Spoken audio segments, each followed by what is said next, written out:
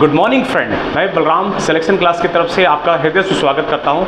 आज हम लोग एक नई वैकेंसी है ये टीचर की, केंद्र सरकार की, और ये जो है टीचर और टीचिंग एंड नॉन टीचिंग दोनों पोस्टें हैं। और इसमें देखेंगे प्रिंसिपल की भी पोस्टें हैं, पीजीटी भी पोस्टें हैं, अकाउंटेंट की पोस्टें हैं और जूनियर सेक्रेटरीट असिस्टेंट की पोस्टें हैं, और एक आप देखें लैब अटेंडेंट की पोस्ट है। तो आज ये जो EMRS करके वैकेंसी है, EMRS ने एक अपनी वैकेंसी निकाली है।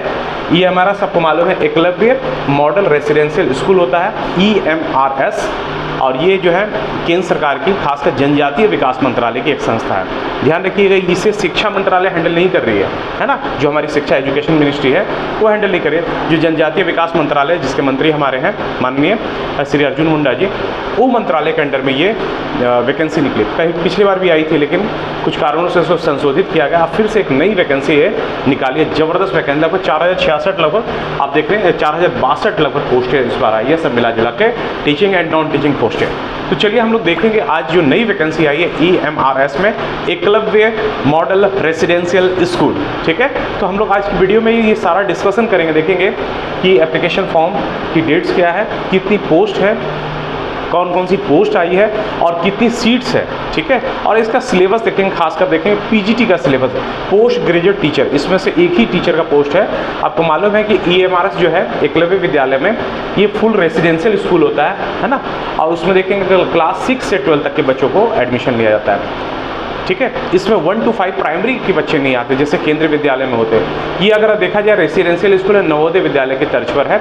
इसमें ट्राइबल क्षेत्र में, खासकर रिमोट एरिया में, ग्रामीण क्षेत्र में ये स्कूल होता है। और इसमें टीचर को जो सैलरी है वो केंद्रीय विद्यालय की सैलरी के बराबर है, नवोदय विद्यालय की सैलरी टीचर के बराबर है, और टीचर को भी रेसिडेंस मिलता है वहाँ रहने के लिए बच्चों के साथ, है ना। तो काफ़ी एक अच्छी पोस्ट आई है बहुत दिन के बाद केंद्रीय विद्यालय की। अगर वैकेंसी जो लोग केवी में क्वालिफाई नहीं कर पाए उनके लिए एक शानदार मौका मिल रहा है कि जाइए आप पीजीटी में टीचर बनिए। टीजीटी की वैकेंसी अभी आई नहीं, हो सकता है फिर आप बाद में आए। तो अभी जो पीजीटी का आई है, अगर आप लोग की एलिजिबिलिटी अगर MA है, मास्टर डिग्री किए हुए, और मास्टर डिग्री के साथ आप अगर आपके पास BEd है, दोनों में 50-50% तो इस वैकेंसी को आप भर सकते हैं। और भी आप अपनी एलिजिबिलिटी के हिसाब से नॉन टीचिंग पोस्ट भी देख लीजिए और टीचिंग पोस्ट दोनों देख लीजिए। तो चलिए हम लोग शुरुआत करते हैं वीडियो को। तो सबसे पहले देखिए EMRS एकलव्य विद्यालय रेसिडेंशियल स्कूल, ठीक है ना। इसमें देखिए टोटल जो पोस्ट आई है 4062 पोस्ट आई है, 4062 पोस्ट है। कई सारे जो टीचिंग और नॉन टीचिंग दोनों मिक्स करके। एप्लीकेशन की डेट शुरू हो चुकी है 29 जून 2023 से 31 जुलाई 2023 तक, लगभग मोटा मोटी पूरा 1 महीना का ये फॉर्म डेट्स है। और एग्जाम की अगर टेंटेटिव डेट देखिए अगर है फिर भी 2 महीना आप लेकर चलिए, 2-2.5 महीना, क्योंकि पिछले बार केवी ने अचानक एग्जाम करवाया था, है ना। फॉर्म भरने के बाद ज़्यादा समय नहीं दिया गया, मुझे लगता है जनवरी में फॉर्म भराया या दिसंबर फॉर्म भराया उन्होंने, और फरवरी में एग्ज़ाम शुरू कर दिया। तो इसमें भी आपको समय बिल्कुल नहीं दिया जाएगा, फॉर्म भरने से 2 महीना काफ़ी है आपके लिए।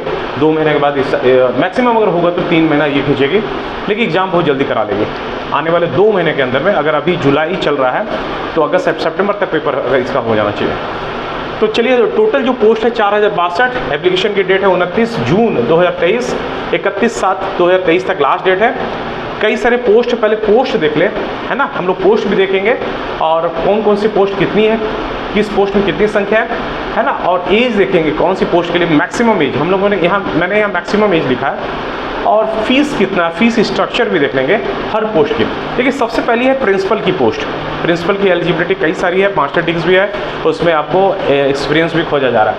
इसमें लगभग 303 पोस्टें आई हैं। इसकी एलिजिबिलिटी 50 है, मैक्सिमम 50, ध्यान रखिएगा। मिनिमम जो है एक बार आप एडवर्टीजमेंट फिर से एक बार देख लीजिएगा और अपने हिसाब से देखिए। फीस इसकी देखिए 2000 रुपये है, 2000 फीस है। फीस में अगर आप बात करेंगे तो अगर देखेंगे, अगर आप जनरल कैंडिडेट है, प्रिंसिपल का अगर फॉर्म भर रहे हैं, जनरल है, OBC है या इकोनॉमिक और वीकर है, EWS है, तो आपको 2000 रुपया। और SC ST PH ये सभी पोस्ट में इन तीनों को बिल्कुल 0 फीस है, फीस नहीं देना उनको। नेक्स्ट पोस्ट है पीजीटी की पोस्ट है। पहले आपने देखा प्रिंसिपल की, पीजीटी की पोस्ट सबसे ज़्यादा आई है, ये टीचिंग पोस्ट है 2266, है ना। अच्छी खासी सैलरी इसमें मिलेगी आपको। इसमें जो मैक्सिमम एज है 40 है, ठीक है, मैक्सिमम एज 40 है। जो 40 एज वाले या 40 के अंडर वाले एज है सारे लोग इसको भर सकते हैं। फीस इसके वही 1500 फीस है जनरल का, जनरल OBC और EWS, SC ST PH free है। अकाउंटेंट है नेक्स्ट पोस्ट, 361 पोस्ट अकाउंटेंट की आई है। इसका मैक्सिमम एज है 30 और फीस इसमें 1000 रुपये। जूनियर सेक्रेटरीट असिस्टेंट JSA, इसकी पोस्ट आई है टोटल 759 मैक्सिमम एज इसमें 30 है और 1000 फीस इसमें भी है। नेक्स्ट पोस्ट है लैब अटेंडेंट, है ना, लैब अटेंडेंट की भी बहुत ज़रूरत है, बहुत सारी सीटें खाली हैं। 373 पोस्ट AMRS ने निकाली है। 30 मैक्सिमम एज चाहिए और 1000 रुपये फीस, यानी कि वही आपके जनरल कैंडिडेट, OBC कैंडिडेट और EWS। ध्यान रखिए कि सारी पोस्ट में SC ST और जो PH फिजिकल हैंडीकैप है उनके लिए कोई भी फीस देना नहीं है, वो बिल्कुल फ्री एंड कॉस्ट फॉर्म भर सकते हैं, एग्जाम में शामिल हो सकते हैं। तो ये रहा, हम लोगों ने पोस्ट के बारे में देखा, एज देखा, फीस देखा और पोस्ट में कितनी संख्या। अब हम लोग जो मेन स्पेशल जो टीचिंग पोस्ट है उसको हम लोग देखेंगे। और टीचिंग पोस्ट में एक ही पोस्ट है अभी निकाला गया, उसका नाम है PGT, पोस्ट ग्रेजुएट टीचर, जिसके लिए एलिजिबिलिटी टाइप चाहिए आपको मास्टर डिग्री होना चाहिए, आपकी 50% मास्टर डिग्री हो और बीएड आप लोग लगभग कर चुके हैं। बीएड में 50% बीएड आपने किया हो। इसमें कई सारे देखिए सब्जेक्ट की मैंने यहाँ सीट लिखी है सब्जेक्ट के हिसाब से, क्योंकि PGT में जो सीटें हैं टोटल है 2266। अगर सीट की बात करें 2266 सीटें हैं और उसको मैंने सब्जेक्ट वाइज यहाँ लिखा है, सब्जेक्ट वाइज ही वैकेंसी आई है।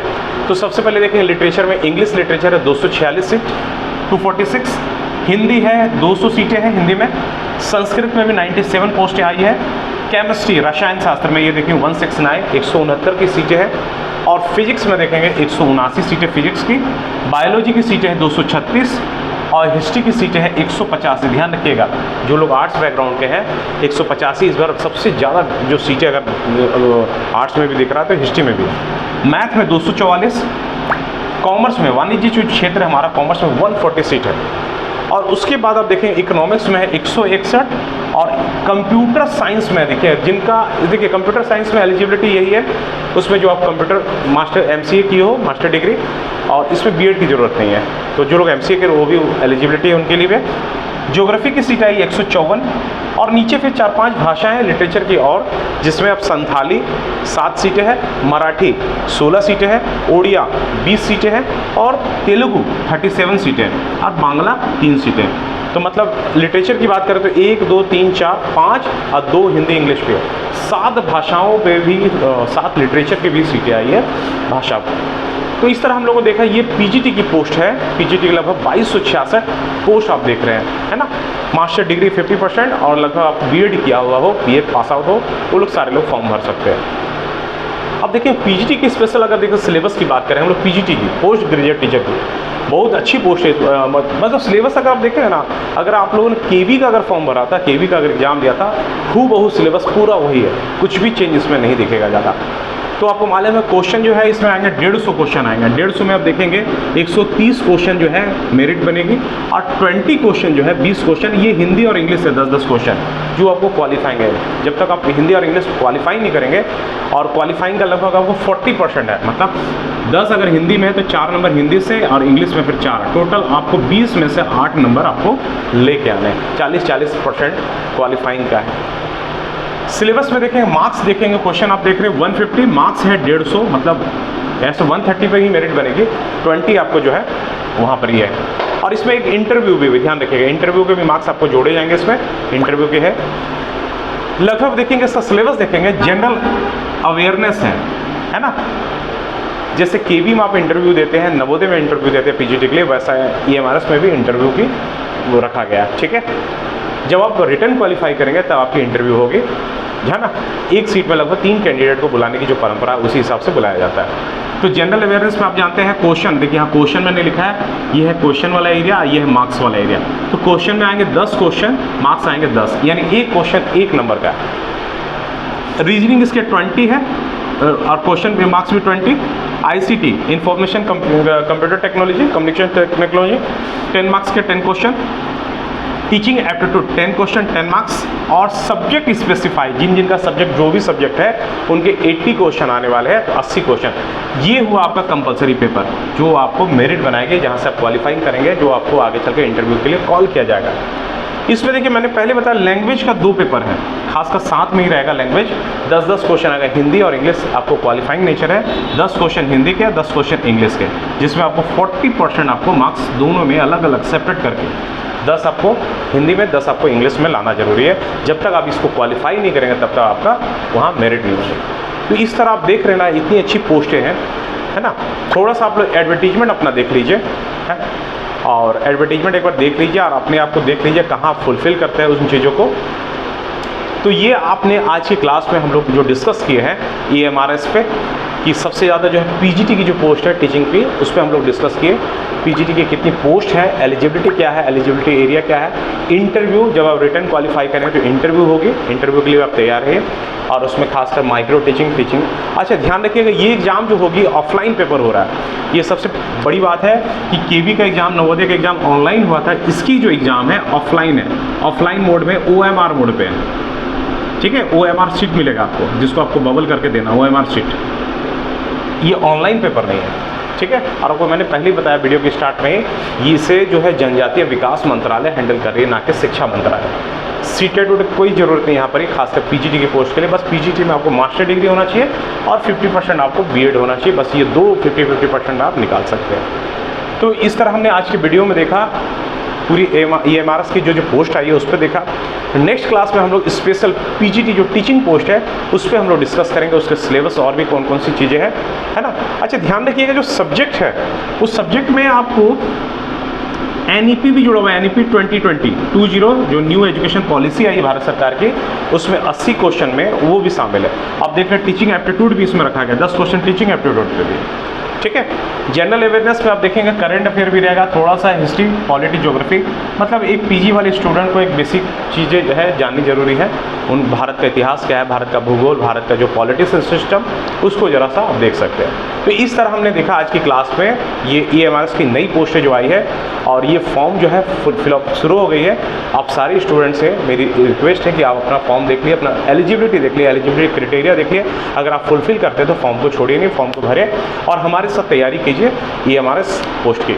ओके, इसी के साथ अपनी वीडियो को मैं यहीं समाप्त कर रहा हूँ। थैंक यू, जय हिंद, धन्यवाद।